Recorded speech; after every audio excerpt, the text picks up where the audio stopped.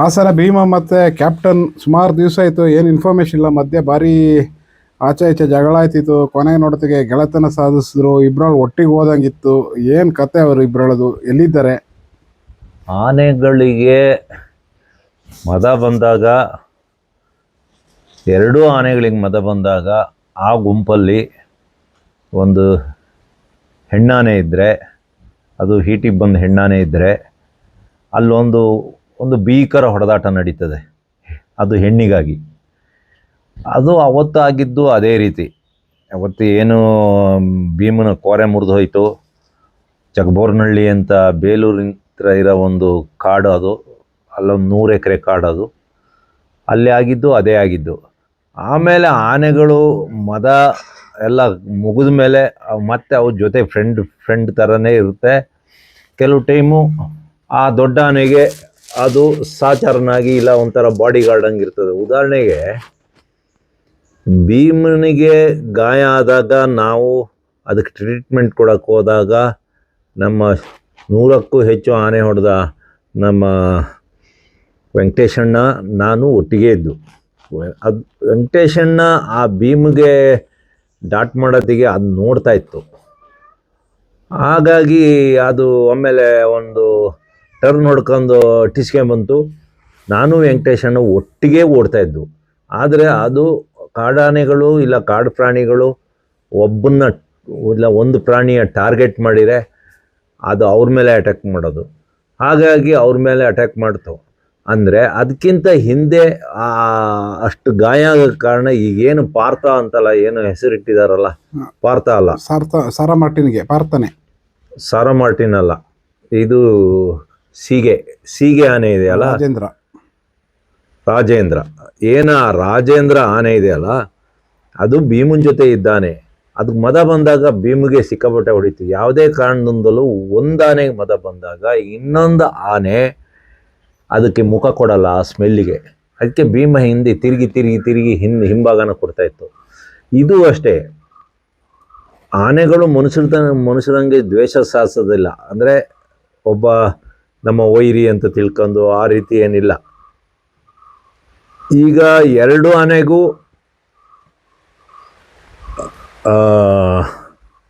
ಭೀಮನಿಗೂ ಕ್ಯಾಪ್ಟನಿಗೂ ಮದ ಇಲ್ದಾಗ ಅವ್ರ ಫ್ರೆಂಡ್ಗಳಂಗೆ ಇರ್ತಾರೆ.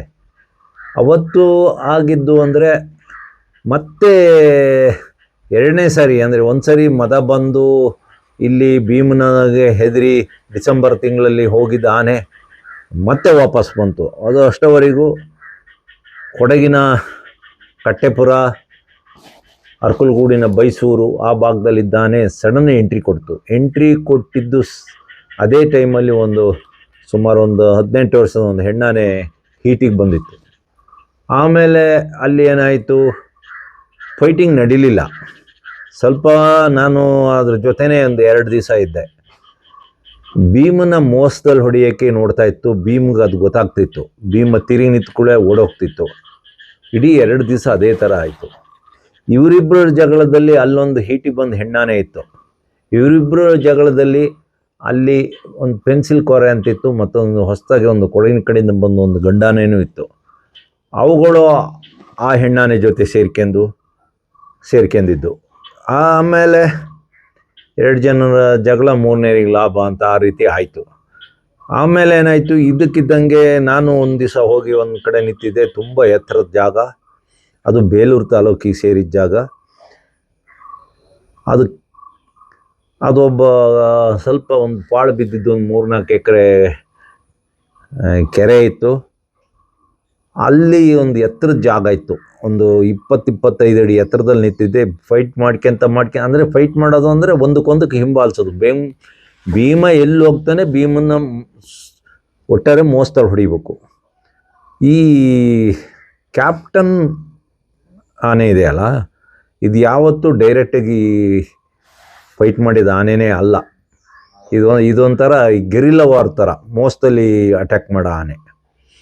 ಆಮೇಲೆ ನಾನು ಸುಮಾರು ಬೆಳಗಿಂದ ಸಾಯಂಕಾಲದವರೆಗೂ ಅಲ್ಲೇ ನಿಂತಿದ್ದೆ. ಅಲ್ಲೇ ಒಂದಕ್ಕೊಂದು ಒಂದು ಹತ್ರನೇ ನಿಂತ್ಕೊಂತಿದ್ದು. ಅಂತ ಜಾಸ್ತಿ ಬಂದಿರಲಿಲ್ಲ. ಭೀಮನಿಗೆ ಕಳೆದ ವರ್ಷ ನವಂಬರ್ 15-20 ಟೈಮಲ್ಲಿ ಭೀಮ್ಗೆ ಮದ ಬಂದಿದ್ದು. ಆದರೆ ಕ್ಯಾಪ್ಟನಿಗೆ ಕಳೆದ ವರ್ಷ ಜೂನ್ ಜುಲೈ ತಿಂಗಳಲ್ಲಿ ಮದ ಬಂದಿತ್ತು, ಅದು ನಿಂತೋಗಿತ್ತು. ಮತ್ತೆ ಬಂತು. ಆದರೆ ಮದ ಬಂದು 1-2 ತಿಂಗಳಲ್ಲಿ ಆನೆಗಳು ಭಾರಿ ಅಗ್ರೆಸಿವ್ ಆಗ್ತವೆ. ಮದ ಇದರಲ್ಲಿ ಅವು ಏನು ಮಾಡ್ತವೆ ಅಂತಲೇ ಗೊತ್ತಾಗಲ್ಲ ಅವಕ್ಕೂ. ಅವುಗಳ ಮೂಲ ಉದ್ದೇಶ ಹೆಣ್ಣಾನೆ. ಆ ಟೈಮಲ್ಲಿ ಆನೆಗಳು ಭಾರಿ ಸಿಟ್ಟಿಂದ ಉದ್ರೇಕದಿಂದ ಕೂಡಿರ್ತವೆ. ಹಾಗಾಗಿ ಈಗ ಫೈಟ್ ನಿಂತೋಗಿದೆ. ನಾನು ಇತ್ತೀಚೆಗೆ ಈಗೊಂದು 10-15 ದಿವಸದ ಹಿಂದೆ ನೋಡಿದಾಗ ಭೀಮನಿಗೆ ಸ್ವಲ್ಪನೂ ಮದ ಇಲ್ಲ, ಕಂಪ್ಲೀಟ್ ನಿಂತೋಗಿದೆ. ಈಗ ಭೀಮನ ಒಂದು ಅರಮನೆಗಳಿದ್ದಾವೆ. ಒಂದು ಒಡೂರು ಕಾಡು ಅಂತ, ಇನ್ನೊಂದು ಹಾಚುಗೋಡ್ನಹಳ್ಳಿ ಅಂತ. ಅಲ್ಲಿ ಈಗ ನೀರಿಲ್ಲ. ಮಳೆಗಾಲ ಇನ್ನು ಅಕ್ಟೋಬರ್ ತಿಂಗಳಿಗೆ ಆ ಭಾಗಕ್ಕೆ ಹೋದರೆ ಅಲ್ಲಿಂದ ಅದು ಮಲೆನಾಡು ಅದು. ಅಲ್ಲಿಂದ ಮುಂದೆ ವಿಸ್ತಾರವಾದ ಬಯಲು ಸೀಮೆ, ಆಮೇಲೆ ಹಾಗೆ ಒಂದು 1000 ಎಕರೆಯಲ್ಲಿ ಜೋಳ ಬೆಳೀತಾರೆ. ಆಮೇಲೆ ಅಲ್ಲಿ ನೀರು ಸಿಕ್ಕುತ್ತೆ ಕುಡಿಯೋಕ್ಕೆ. ಹಾಗಾಗಿ ಈಗ ಸದ್ಯಕ್ಕೆ ಭೀಮ ನಮ್ಮ ಸಕಲೇಶಪುರ ತಾಲೂಕು ಉದಯವರದ ಹತ್ರ ಇರುವ ನಮ್ಮ ಕಾಫಿ ದೊರೆ ದಿವಂಗತ ಸಿದ್ಧಾರ್ಥರ ಒಂದು 250 ಎಕರೆ ಒಂದು ತೋಟದಲ್ಲಿದ್ದಾನೆ. ಆ ಕಾಡಿಗೆ ಹೆಸರು, ಆ ಕಾಡಲ್ಲಿ ಈಗ ಅಂದರೆ ಭೀಮನ ಕೋರೆ ಮುರಿದು ಅದು ಮಾರನೇ ದಿನವೇ ಅಲ್ಲಿಗೆ ಬಂದಿದ್ದ. ಅಲ್ಲೊಂದು ಮಂಗನ ಕಾಡು ಅಂತಿದೆ, ನಾನು ಅಲ್ಲಿ ಹೋಗಿ ನೋಡ್ಕೊಂಡು ಬಂದಿದ್ದೆ. ಈಗ ಅಲ್ಲೇ ಗುಡ್ಬೆಟ್ಟ ಎಸ್ಟೇಟ್ ಅಂತದು, ಆ ಗುಡ್ಬೆಟ್ಟ ಎಸ್ಟೇಟಲ್ಲೇ ಭೀಮ ಇದ್ದಾನೆ. ಬೇಜಾರಾದಾಗ ಇಡೀ ಊರನ್ನೆಲ್ಲ ಒಂದು ಸತಿ ಹಗಲೇ, ರಾತ್ರಿ ಅಲ್ಲ, ಒಂದು ಊರಿನ ಬೀದಿಯಲ್ಲೆಲ್ಲ ತಿರುಗಾಡ್ಕೊಂಡು ಅವ್ರ ಮನೆ ಇವ್ರ ಮನೆ ಎಲ್ಲ ನೋಡ್ಕೊಂಡು ತಿರುಗಾಡ್ಕೊಂಡು ಆರಾಮಾಗಿದ್ದಾನೆ. ಎಲ್ಲ ಆನೆಗಳು ಈಗ ಬ್ಯುಸಿಯಾಗಿದ್ದಾವೆ ಹಲಸಿನ ಹಣ್ಣು ತಿನ್ನೋದಕ್ಕಾಗಿ. ಈಗ ಬೇರೆ ಯಾವುದು ಫುಡ್ ಇಲ್ಲ. ನೋಡಿ, ಆನೆಗಳು ಸಾಮಾನ್ಯಕ್ಕೆ ಅಕ್ಟೋಬರ್ ನವಂಬರ್ ಟೈಮಲ್ಲಿ ಆನೆಗಳ ಲದ್ದಿ ನಾವು ನೋಡಿದರೆ, ಆ ಲದ್ದಿಯಲ್ಲಿ ನಾವು ನಮ್ಮಲ್ಲಿ, ಇಲ್ಲೆಲ್ಲ ಕೊಡಗಿನಲ್ಲ, ನಮ್ಮಲ್ಲಿ ನಾನು ಹೇಳ್ತಾ ಇರೋದು, ಅದು ಜೋಳಗಳು ಕಾಣಿಸ್ಕೊಳ್ತದೆ ಲದ್ದಿಯಲ್ಲಿ. ಅದೇ ಡಿಸೆಂಬರ್ ತಿಂಗಳಲ್ಲಿ ಭತ್ತ ಕಾಣಿಸ್ಕೊಳ್ತದೆ ಲದ್ದಿಯಲ್ಲಿ. ಜನವರಿ ಫೆಬ್ರವರಿ ಮಾರ್ಚಲ್ಲಿ ಆ ಲದ್ದಿಯಲ್ಲಿ ಕಾಫಿ ಬೀಜಗಳು ಕಾಣಿಸ್ಕೊಳ್ತವೆ. ಆ ಟೈಮಲ್ಲಿ ಆನೆಗಳು ಒಂದು ಸ್ವಲ್ಪ ಆ್ಯಕ್ಟಿವ್ ಆಗಿರ್ತವೆ. ಯಾಕೆಂದರೆ KG ಗಟ್ಟಲೆ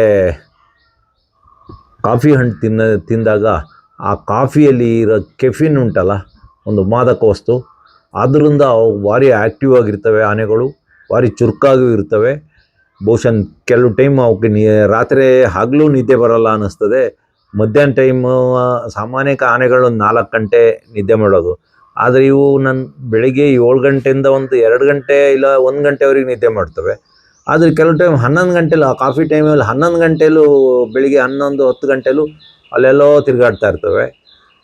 ಆಮೇಲೆ ಅದಾದ ಮೇಲೆ ಈ ಸಮಯದಲ್ಲಿ ಆನೆ ಲದ್ದಿ ನೋಡಿದರೆ ನಾವು ಹಲಸಿನ ಬೀಜಗಳು ಕಾಣ್ತೇವೆ. ಹಲಸಿನ ಹಣ್ಣು ತುಂಬ ಇಷ್ಟ. ಹಾಗಾಗಿ ಕಾಡಿನ ಎಂಡಲ್ಲಿರೋ ಕಾಫಿ ತೋಟಗಳಿರ್ಬೋದು,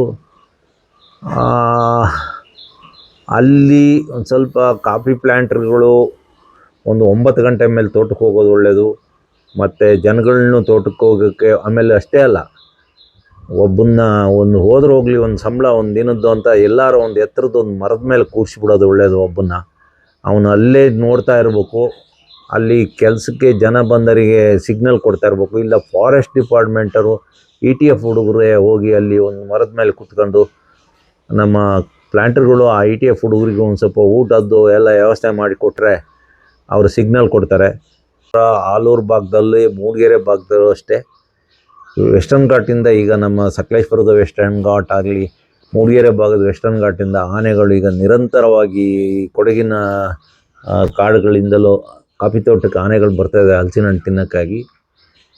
ಇನ್ನೊಂದು ತಿಂಗಳು ಇಲ್ಲ 2 ತಿಂಗಳು ಅಷ್ಟೊತ್ತಿಗೆ ಆನೆ ಇಲ್ಲಿಂದ ಇನ್ನು ಮತ್ತೆ ಬರೋದು ನಿಲ್ಲಿಸ್ತವೆ. ಈಗ ನಮ್ಮಲ್ಲಿ ಭೀಮ ಆರಾಮಾಗಿದ್ದಾನೆ, ಆದರೆ ಕ್ಯಾಪ್ಟನ್ ಎಲ್ಲಿ ಹೋಗಿ ಅಡಗಿದ್ದಾನೆ ಅಂತ ಗೊತ್ತಿಲ್ಲ. ಹಾಗೆ ಕ್ಯಾಪ್ಟನ್ ಬೇಕಾದಾಗ ಬರ್ತಾನೆ, ಬೇಡದಾಗ ಯಾರಿಗೂ ಸಿಕ್ಕಲ್ಲ, ಎಲ್ಲೋ ಅಡಗಿರ್ತಾನೆ. ಈಗ ಕೊಡಗಿನಿಂದ ಒಂದು 4 ಗಂಡಾನೆಗಳು ನಮ್ಮಲ್ಲಿಗೆ ಬಂದಿದ್ದಾವೆ. ಅದರಲ್ಲಿ ಒಂದು ಆನೆ ನಮ್ಮ ಈಶ್ವರನ ಥರ ಕೋರೆ ಹಿಂಗೆ ಒಂದು ಸ್ವಲ್ಪ ಮೇಲೆ ಉಬ್ಬಿದೆ. ಅವುಗಳು ಮಾತ್ರ ಬೆಳಿಗ್ಗೆ ಒಂದು 6 ಗಂಟೆ ಇಲ್ಲ 5 ಗಂಟೆಗೆ ಕಾಫಿ ತೋಟನ ಕಾಡೊಳಗೆ ನುಗ್ಗಿರೆ ಕತ್ಲೆ ಆದಮೇಲೆ ಹೊರಗೆ ಬರೋದು. ಯಾಕೆಂದರೆ ಹೊಸ ಆನೆಗಳು, ಅವಕ್ಕಿನ್ನೂ ನಮ್ಮಲ್ಲಿ ಅಭ್ಯಾಸ ಆಗಿಲ್ಲ. ನಮ್ಮ ಆನೆಗಳು ಬಿಡಿ, ಅವಕ್ಕೇನು ಟೈಮಿಂಗ್ಸು ಇಲ್ಲ, ಏನಿಲ್ಲ, ಎಷ್ಟೊತ್ತಿಗೆ ಬೇಕಾದ್ರು. ಭೀಮಂಗಂತೂ 1 ಗಂಟೆ ಹೊತ್ತಿಗೆ ಇಲ್ಲ 2 ಗಂಟೆಗೆ ಹೋಗಿಬಿಟ್ರೆ ಸಾಕು, ಭೀಮ ಅಲ್ಲೆಲ್ಲರೂ ಬಂದೇ ಬಿಡ್ತಾನೆ ನಮ್ಮ ಹತ್ರಕ್ಕೆ. ಈಗ ಭೀಮ ಮೊದಲಿನಂಗೆ ಆಗಿದ್ದಾನೆ, ಯಾರ ಮೇಲೂ ಏನು ಅಟ್ಯಾಕ್ ಮಾಡಲ್ಲ, ಏನೂ ಇಲ್ಲ. ಅವತ್ತೇನೋ ಒಂದು ತಪ್ಪು ನಡೆದು ಹೋಯ್ತು ಆಕಸ್ಮಿಕವಾಗಿ. ಈಗ ಕ್ಯಾಪ್ಟನ್ ಭೀಮಿಗೆ ಸುಮಾರು ಅಂತರ ಇದೆ, ಒಂದು 10-15 ಕಿಲೋಮೀಟ್ರ್ ದೂರದಲ್ಲಿದೆ. ಇಷ್ಟು ನಮ್ಮಲ್ಲಿ ಆನೆಗಳದ್ದು ವಿಚಾರ ನಡೀತಾ ಇದೆ.